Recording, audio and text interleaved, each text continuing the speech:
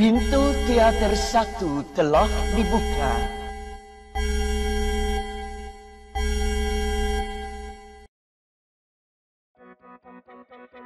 Hai everyone, welcome to UBR Entertainment. Apa kabar kalian hari ini? Kami doakan semoga dalam keadaan baik.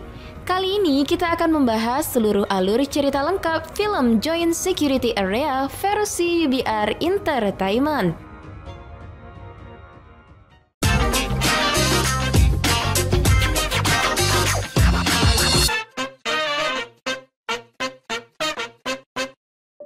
Suasana malam yang mencekam di perbatasan Korea Selatan dan Korea Utara. Seorang tentara Korea Selatan menembak 3 tentara Korea Utara dengan brutalnya. 2 diantaranya tewas di tempat.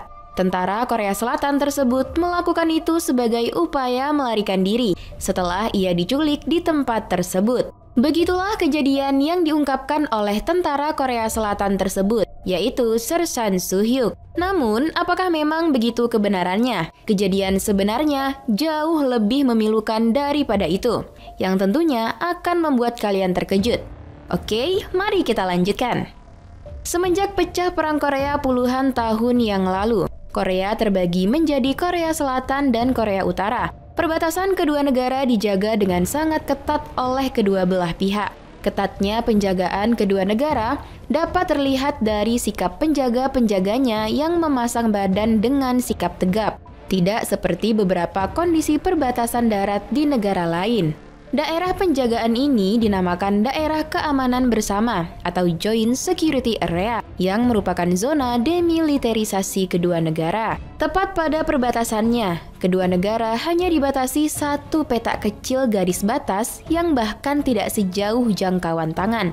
Dengan demikian, tentara penjaga perbatasan kedua negara akan saling bertatapan mata satu sama lain. Dan uniknya lagi, mereka berjaga dengan saling berhadap-hadapan, namun tidak boleh saling bicara. Kejadian berdarah pada malam tersebut terjadi di sebuah rumah kecil tempat pos penjagaan Korea Utara, di mana menurut pengakuan Sersan Soo-hyuk yang sedang bertugas di perbatasan, ia telah diculik oleh tentara Korea Utara. Dan sebagai upaya melarikan diri, ia pun melakukan penembakan kepada tentara Korea Utara yang berjumlah 3 orang.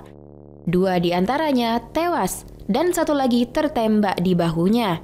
Pada malam itu juga, pasukan Korea Selatan berusaha menyelamatkan Soo-hyuk ketika mendengar tembakan tersebut meletus. Atas kejadian tersebut, hubungan kedua negara menjadi semakin rapuh.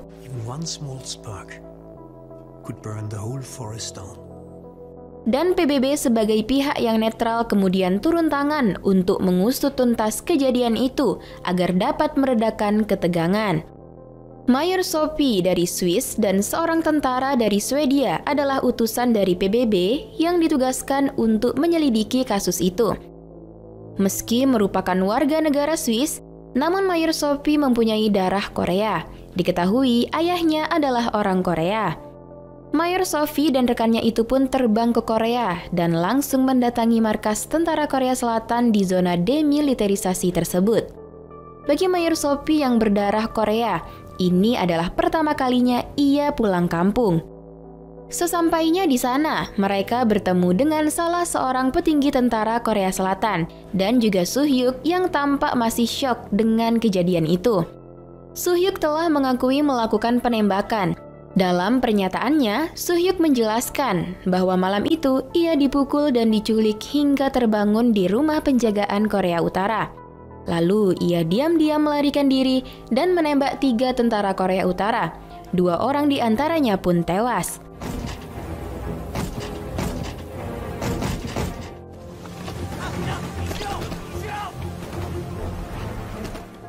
Sementara yang selamat adalah Sersan Korea Utara bernama Kyung-pil, yang saat ini terbaring lemah di rumah sakit.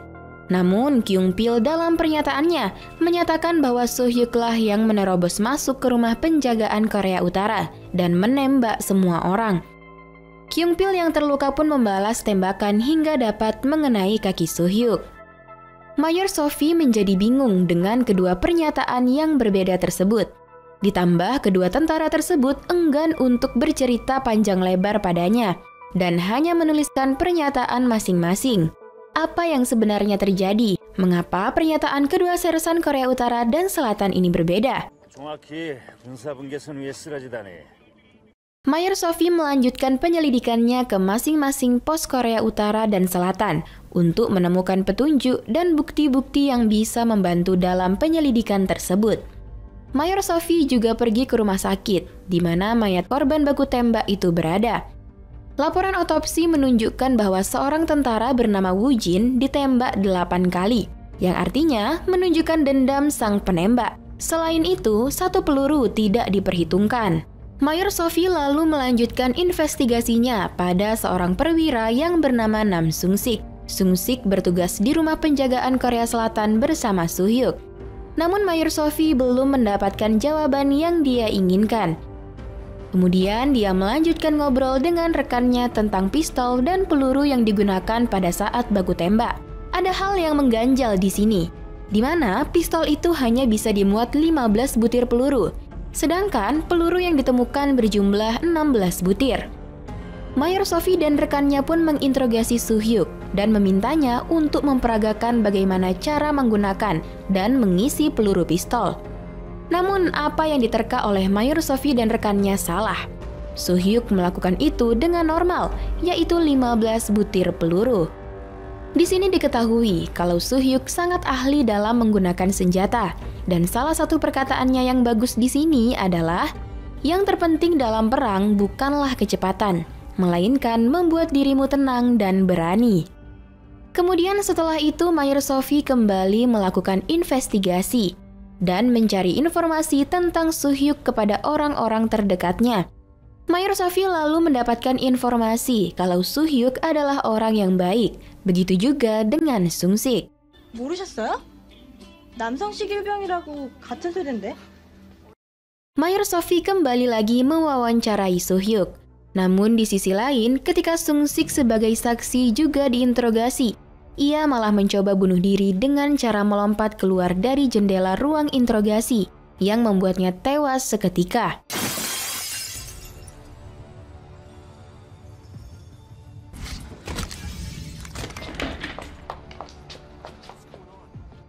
Kejadian itu dilihat langsung oleh Mayor Sophie dan Soo Hyuk dari ruangan interogasi di bawahnya. Kemudian scene flashback ditampilkan. Ini adalah awal dari segalanya. Saat sedang patroli di hutan zona demilitarisasi Korea, Soo Hyuk terpisah dari rombongannya dan tak sengaja kakinya menyentuh tali ranjau. Ia pun terjebak ketakutan di situ tak bisa bergerak.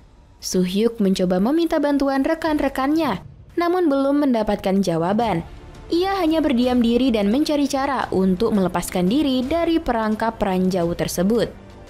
Tak berapa lama tentara Korea Utara yaitu Sersan Kyung Pil dan seorang perwira bernama Woo Jin melihatnya. Hampir terjadi pertikaian di antara mereka, hingga Soo Hyuk mengatakan bahwa ia terjebak pada tali ranjau itu.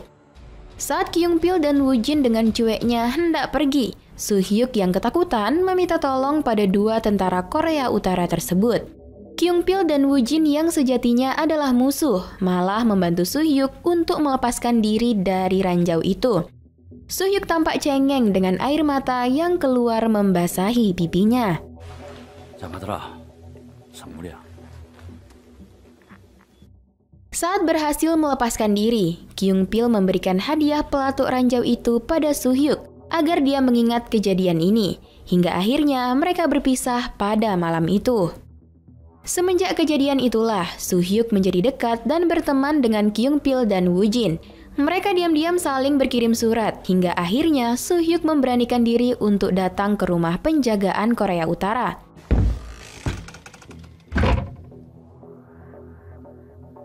통일의 물꼬로 들어오신 이수혁 상병 동지를 열렬히 환영합니다. Di rumah inilah mereka selalu menghabiskan waktu bersama. Ketika siang, Soo Hyuk dan Sung Sik berjaga di daerah perbatasan. Ketika malam, mereka berjaga di pos penjagaan. Begitu pula dengan Kyung Pil dan Woo Jin di sebelah utara.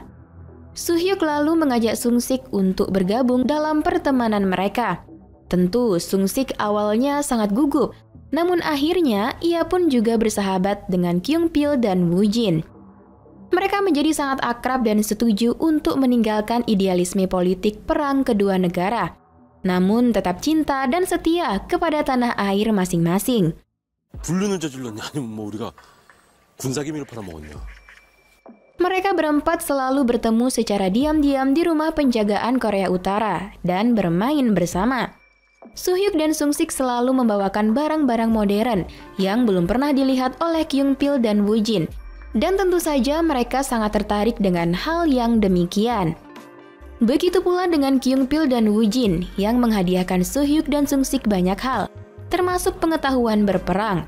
Kyung Pil adalah sosok yang mengajarkan Soo-hyuk bahwa yang terpenting dalam perang bukanlah kecepatan, melainkan membuat dirimu tenang dan berani. Di perbatasan, mereka juga sering saling mengejek satu sama lain, sungguh persahabatan yang manis. Waktu berlalu, ketika ketegangan meningkat antara Korea Utara dan Korea Selatan, Soo-hyuk dan Sung-sik memutuskan bahwa pertemanan mereka dengan Kyung Pil dan Woo Jin nanti malam adalah pertemuan terakhir, dan juga untuk mengucapkan selamat tinggal sekaligus merayakan hari ulang tahun Woo Jin. Tapi malang tak dapat ditolak. Malam itu, ketika sedang asik bersenda gurau, seorang komandan Korea Utara masuk ke rumah itu dan menemukan mereka. Hal itu sangat mengejutkan mereka semua. Kembali ke masa sekarang, Mayor Sophie tak menyerah melakukan penyelidikan. Ia bahkan telah menemukan fakta bahwa Sung-sik juga berada di sana pada malam kejadian. Mayor Sophie pun mempertemukan Soo-hyuk dan Kyung Pil. Ia mewawancarai keduanya dan juga memutar rekaman interogasi Sung-sik sebelum bunuh diri.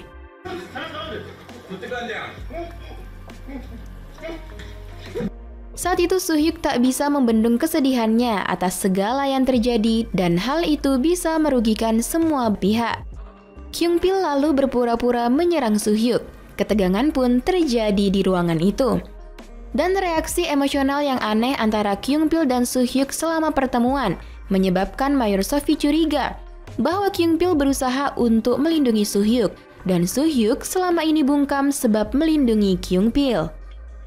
Namun belum sempat Mayor Sophie menuntaskan penyelidikannya, ia ditarik mundur oleh PBB dan dikeluarkan dari kasus itu ketika diketahui bahwa ayahnya ternyata adalah mantan tahanan perang dan merupakan komandan Korea Utara selama Perang Korea, sehingga secara teknis membuatnya tidak netral. Here the peace is preserved by hiding the truth. Sebelum pergi, ia berusaha secara total mencari informasi dan mempelajari peristiwa yang sebenarnya. Mayor Sophie pun menyadari dan telah paham bahwa keempat tentara tersebut telah mengadakan sebuah persahabatan. Mayor Sophie pun berjumpa dengan Soo-hyuk, hanya berdua, dan ia meminta agar Soo-hyuk menceritakan segalanya, atau bukti persahabatan keempat tentara itu akan dibocorkan pada PBB. Mayor Sophie hanya sekedar ingin tahu apa yang telah terjadi. Soo-hyuk pun buka suara dan menjelaskan.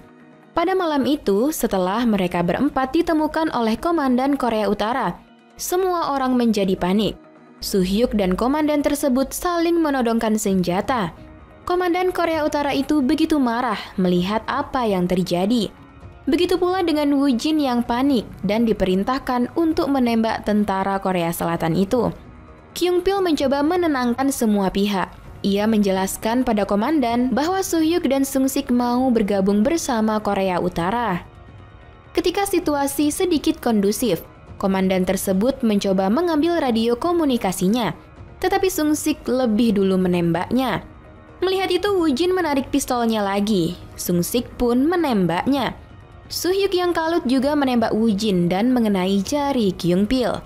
Saat coba menembak Kyung Pil, pelurunya habis. Woo Jin diambang kematiannya menembak tepat mengenai kaki Soo-hyuk. Hingga dengan linglungnya, Sung-sik menembak Woo Jin beberapa kali hingga tewas. Dalam kesetanannya, Sung-sik juga hendak menembak Soo-hyuk, namun ia menghentikan hal itu. Kyung Pil menyadarkan Sung-sik dari kebingungannya, mengambil pistolnya dan membunuh komandan yang sekarat. Kemudian memerintahkan Soo-hyuk dan Sung-sik untuk melarikan diri dan membuat pengakuan bahwa mereka telah diculik. Kyung-pil lalu meminta Soo-hyuk untuk menembaknya demi menyempurnakan alibi palsu itu. Soo-hyuk pun melakukannya sambil menangis. Bunyi tembakan di pos itu membuat pasukan tentara Korea Selatan dan Utara sudah menyerbu tempat tersebut. Soo-hyuk dan Sung-sik melarikan diri melintasi perbatasan. Sung-sik sangat ketakutan mendengar sirine tanda bahaya berbunyi. Ia pun berlari meninggalkan Soo-hyuk yang kakinya terluka. Hal itulah yang kemudian membuat Soo-hyuk adalah satu-satunya prajurit yang terlihat dan diyakini diculik oleh tentara Korea Utara. Kyung-pil membuang semua bukti persahabatan mereka, termasuk hadiah-hadiah mereka.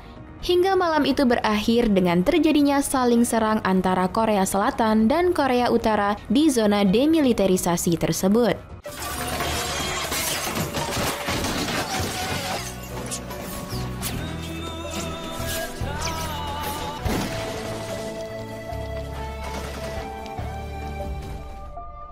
Sebelum pulang, Mayor Sophie lalu menjumpai Kyung-pil dan menjelaskan bahwa ia telah tahu segalanya. Kyung-pil menjelaskan bahwa jika semua terjadi di rumah penjagaan Korea Selatan, ia mungkin akan melakukan hal yang sama. Mayor Sophie lalu bertanya apakah Kyung-pil memiliki pesan untuk Soo-hyuk. Scene berganti. Mayor Sophie kemudian memberikan Soo-hyuk pemantik yang pernah diberikan Kyung-pil untuk Soo-hyuk. Sebelum mengucapkan selamat tinggal dan berharap ia baik-baik saja, Mayor Sophie mengungkapkan bahwa Kyung-pil sempat memberitahunya bahwa yang menembak Woo-jin terlebih dahulu adalah Soo-hyuk sebelum Sung-sik menembaknya. Tak berapa lama datanglah tentara lain untuk membawa Soo-hyuk kembali ke markas. Tiba-tiba Soo-hyuk mencuri pistol salah seorang tentara dan atas rasa bersalahnya, ia melakukan bunuh diri tepat di atas noda darah Sung-sik. Sambil mengenang bahwa ternyata memang benar ialah yang duluan menembak Woo-jin malam itu. Dan dengan begitu, film pun tamat.